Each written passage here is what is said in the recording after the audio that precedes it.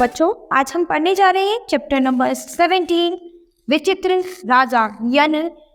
विचित्र राजा यानी बहुत ही अलग, बहुत ही स्ट्रेंज, अलग, बाकी सबसे बहुत ही अलग था।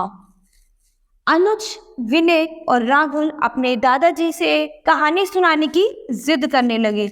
यहाँ पर ये तीन बच्चे हैं, अनुज, विनय और राहुल, जो अपने दादाजी से कहानी सुनाने की जिद कर रहे हैं।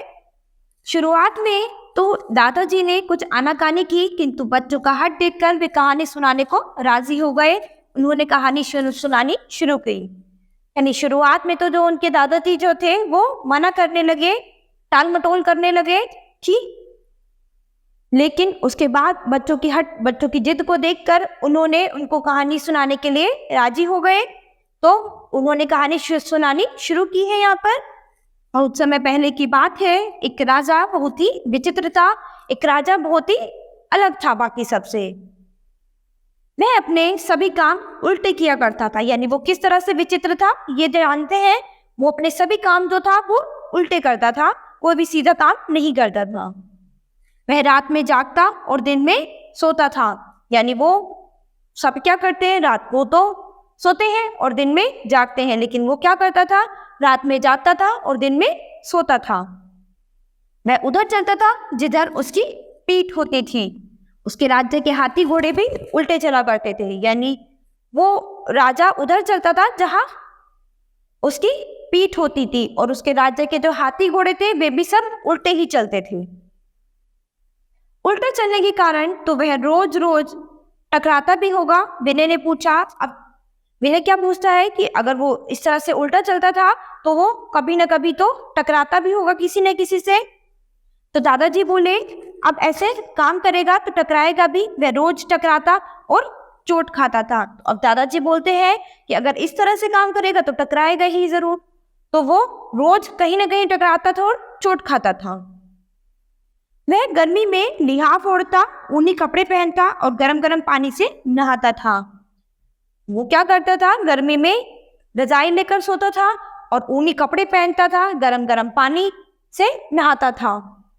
तुम्हें यह जानकर आश्चर्य होगा कि वह सर्दी में बारीक कपड़े पहनता था और रात भर के रखे हुए ठंडी पानी से नहाता था।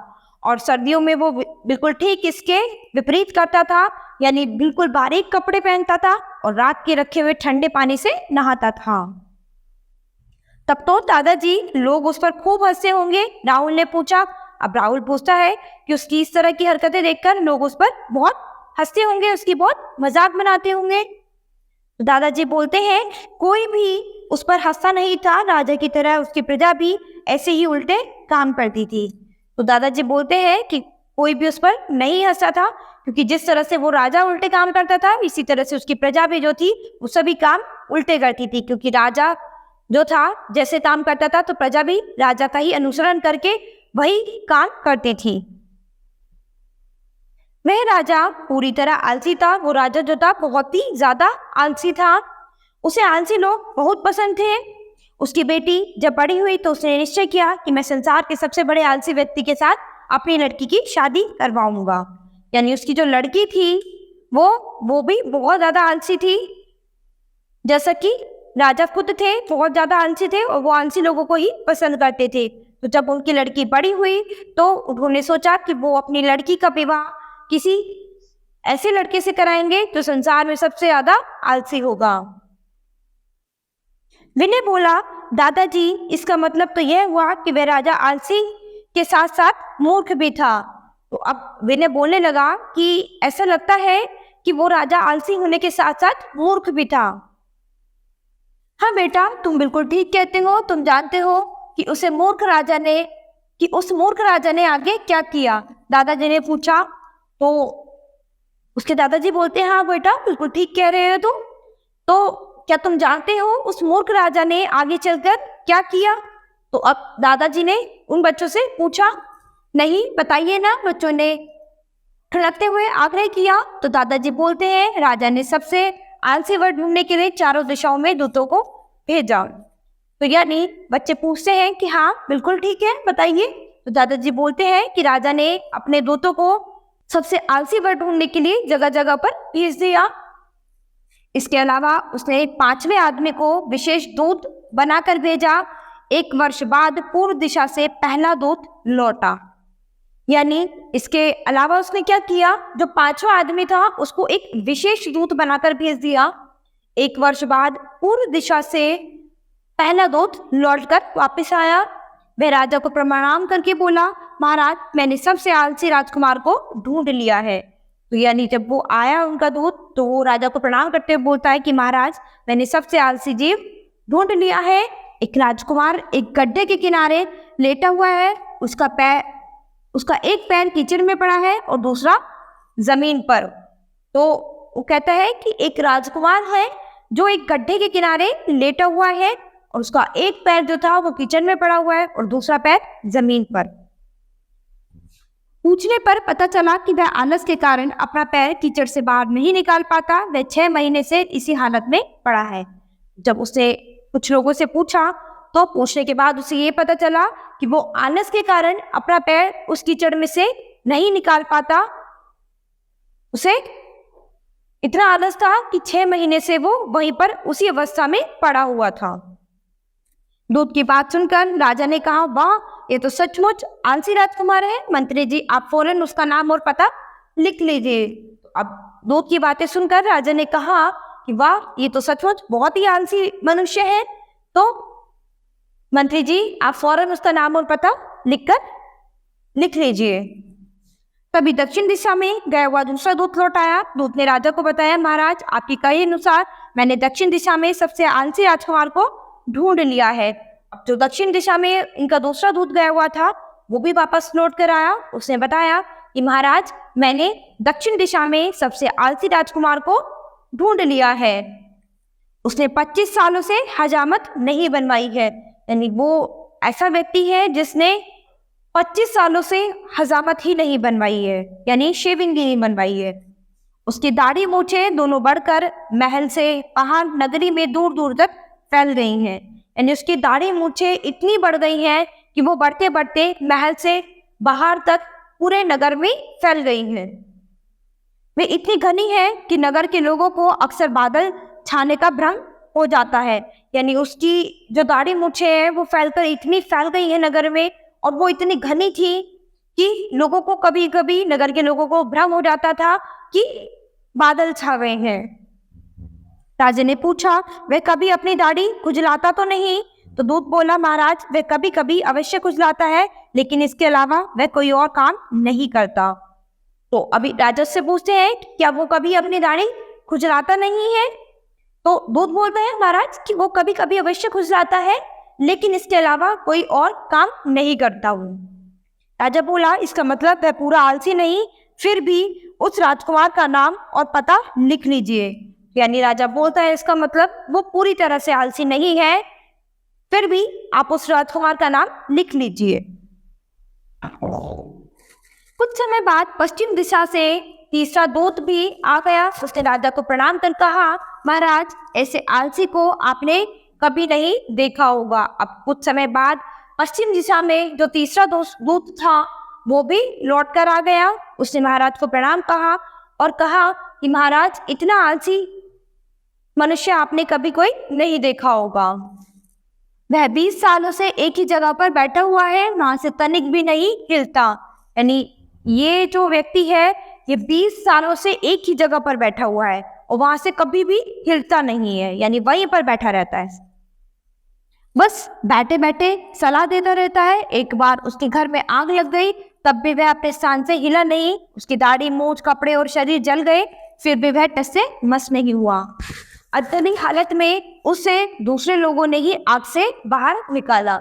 यानी वो बस बैठे बैठे सबको सलाह देता रहता है। एक बार जब उस व्यक्ति के घर में आग लग गई तो सभी अपनी जगह से हिल गए, लेकिन वो वहीं के वहीं रहा। उसकी दाढ़ी मूंछ कपड़े और शरीर जल गए, लेकिन वो वहां से टस से मस नहीं हुआ। वो उसी जगह पर उसी स्थान पर बैठा रहा। लेकिन जब उसकी अत्यधिक हालत हो गई तो लोगों ने उसको आग से बाहर निकाला। राजा बोला, सचमुच आलसी हो तो ऐसा हो, मुझे लगता है यही वर राजकुमारी के योग्य है, पर अभी चौथे दूत से भी खबर लेनी है, तभी फैसला किया जा सकता है। अब राजा बोला, सचमुच ये तो बहुत ही आलसी व्यक्ति है। मुझे लगता है कि यही वर जो है राजकुमारी के सुयोग्य है, पर अभी चौथे दूत की भी खबर लेनी है, उसके बाद ही फैसला किया जाएगा। तभी चौथा दूत आ गया और बोला, प्रणाम महाराज, मैंने सारी उत्तर दिशा छान मारी, तब कहीं जाकर राजकुमारी के योग्य सबसे आलसी वर मिला है, वह आपको बहुत पसंद आएगा। तो अभी चौथा दूत तो जो था वो भी आ गया है और महाराज को प्रणाम करते हुए बोलता है कि मैंने सारी उत्तर दिशा जो है वो छान ली है, तब कहीं जाकर एक राजकुमार मिला है जो राजकुमारी के लिए सुयोग्य है, आपको ये अवश्य पसंद आएगा। वह एक बाग में लेटा हुआ है, पेड़ से जो फल टपक कर उसके मुंह में गिर जाता है वह उसे खा लेता है, लेकिन पेट या छाती पर गिरे फलों को खाने की तकलीफ नहीं करता। यानी ये जो व्यक्ति है ये एक बाग में लेटा हुआ है और पेड़ से जो फल टपक कर उसके मुंह पर गिरते हैं वो बस केवल उन्हें ही खाता है, यानी जो फल उसके पेट या छाती पर गिरते हैं वो उनको उठाकर नहीं खाता, उनको उठाने का कोई कष्ट ही नहीं करता। यानी जो उसके मुंह पर गिर गए तो वो उसने खा लिए, अदरवाइज कहीं और गिरेंगे तो वो उठाकर नहीं खाएगा। पिछले 25 वर्षों से वह एक ही स्थान पर लेटा हुआ है, उसके पेट, छाती और मस्तक पर धूल मिट्टी की मोटी परतें जम गई हैं। यानी पिछले 25 सालों से वो उसी जगह पर लेटा हुआ है, उसके पेट, छाती, मस्तिष्क सब जगह धूल मिट्टी की बहुत मोटी मोटी परतें जम गई है, क्योंकि वो एक ही जगह पर लेटा हुआ है सालों से। राजा की आज्ञा से मंत्री ने उस आलसी का भी नाम पता लिख लिया। यह बात चल रही थी कि 5वां विशेष दूत भी आ गया। उसने राजा को प्रणाम किया और खबर दी, महाराज, संसार में ऐसा आलसी मनुष्य तो कोई हो ही नहीं सकता। अब राजा की आज्ञा से मंत्री ने उस आलसी का भी पता लिख लिया था, लेकिन अब बात चल रही थी कि 5वां जो दूत था वो कौन सा विशेष खबर लेकर आएगा। उसके बाद वो भी आ गया 5वां दूत भी, तो उसने राजा को प्रणाम किया और खबर दी, महाराज, संसार में ऐसा आलसी मनुष्य तो कोई हो ही नहीं सकता है। वह पिछले 50 वर्षों से एक ही स्थान पर लेटा हुआ है, उसने अपने कानों को रुई से बंद कर रखा है ताकि कुछ भी सुनाई ना दे। वह अपनी आंखें इसलिए बंद रखता है ताकि उसे कुछ दिखाई ना दे। यानी एक व्यक्ति ऐसा देखा जो पिछले 50 सालों से एक ही जगह पर लेटा हुआ है और उसने अपने कानों में रुई लगा रखी है जिससे उसे कुछ भी सुनाई ना दे, और उसने अपने आंखों को भी इसलिए बंद कर रखा है कि कुछ भी दिखाई ना दे। कुछ लोग उसे जिंदा मानते हैं और कुछ मरा हुआ, यानी उसकी जिस तरह से उसने कर रखा है उस तरह से कुछ लोग तो उसे जिंदा मानते हैं और कुछ लोग उसे बिल्कुल मरा हुआ समझते हैं। 50 वर्षों तक हजामत न बनाने के कारण उसकी दाढ़ी में पक्षियों ने बहुत से घोंसले बना लिए हैं। यानी 50 सालों से उसने दाढ़ी मूठ कुछ नहीं बनवाया, जिसके कारण पक्षियों जो है पक्षियों ने उसकी दाढ़ी में अपने घोंसले बना लिए हैं। उसे नहाने भी 60 साल हो गए हैं, यानी उसे नहाए हुए भी 60 साल हो गए हैं। राजा बोला, क्या कभी वह अपनी दाढ़ी या शरीर खुजलाता है? अब राजा पूछा है, क्या वो कभी अपनी दाढ़ी या शरीर को खुजलाता है? महाराज, आज तक किसी ने ऐसा करते हुए से नहीं देखा। अब दूत बोलता है कि आज तक तो ऐसा किसी ने देखा नहीं, किसने ऐसा कुछ किया है? इतना सुनते ही राजा ने फैसला सुनाया, तब तो यही व्यक्ति राजकुमारी के लिए उपयुक्त होगा, विवाह की तैयारी की जाए। अब इतना सुना तो राजा ने फैसला किया कि अब तो यही व्यक्ति जो है वो राजकुमारी के लिए उपयुक्त होगा, तो विवाह की तैयारी की जाए। यह सुनकर सभी बच्चे हंसने लगे। अनुज ने पूछा, दादाजी, क्या सचमुच राजकुमारी का विवाह उस बूढ़े से हो गया? अब ये सुनकर जो बच्चे थे ये कहानी सुन रहे थे वो बहुत जोर जोर से हंसने लगे। तो उसमें से अनुज ने पूछा, दादाजी, क्या सचमुच उस राजकुमारी का विवाह उस बूढ़े व्यक्ति से हो गया था क्या? हाँ, राजकुमारी के मूर्ख पिता की मूर्खता का इससे बढ़कर और क्या परिणाम हो सकता था। यानी दादाजी बोलते हैं कि हाँ, राजकुमारी का जो मूर्ख पिता था उसकी मूर्खता का इससे ज्यादा और क्या परिणाम हो सकता था। बच्चों, मूर्ख लोगों की इसी तरह हंसी उड़ती है और हानि भी होती है। हमें सदा बुद्धि से काम लेना चाहिए। यानी बच्चों, जो मूर्ख व्यक्ति होते हैं उनकी सभी लोग इसी तरह से हंसी उड़ाते हैं, मजाक करते हैं। यानी मूर्ख व्यक्ति जो है वो हमेशा हंसी का पात्र बनता है और उसको इस चीज से बहुत हानि भी होती है। तो हमें हमेशा अपनी सही बुद्धि से काम लेना चाहिए, प्रत्येक काम सोच विचार कर करना चाहिए। आलस तो आदमी का सबसे विकट शत्रु है, उसे त्यागना ही अच्छा है। यानी प्रत्येक काम जो है हमें बहुत ही सोच समझकर अच्छी तरीके से करना चाहिए। आलस जो है वो मनुष्य का सबसे बड़ा दुश्मन है, उसे हमेशा त्यागना चाहिए, यानी आलस को अपने जीवन से हमेशा दूर भगा देना चाहिए। दादाजी ने बताया, कहानी समाप्त होते होते बच्चे ऊँघने लगे, यानी उन्हें नींद आने लगी और अपने अपने कमरे में चले लग गए। तो यानी जैसे ही दादाजी ने बताया, कहानी खत्म हुई और बच्चे जो थे उन्हें नींद आने लग गई और वो अपने कमरे में चले गए। तो यहाँ दादाजी ने इन बच्चों को कौन सी कहानी सुनाई कि इसमें आलस जो है, व्यक्ति को कभी भी इतना आलसी नहीं होना चाहिए, क्योंकि आलस जो है मनुष्य को बेकार कर देता है। यानी इंसान को अपनी सही बुद्धि से काम करना चाहिए, सभी काम समय पर सोच विचार कर सही ढंग से किए जाने चाहिए। यानी आलस जो है वो मनुष्य को एकदम बेकार बना देता है। तो बच्चों, अब हम अपनी नेक्स्ट क्लास में मिलते हैं अपने नए चैप्टर के साथ।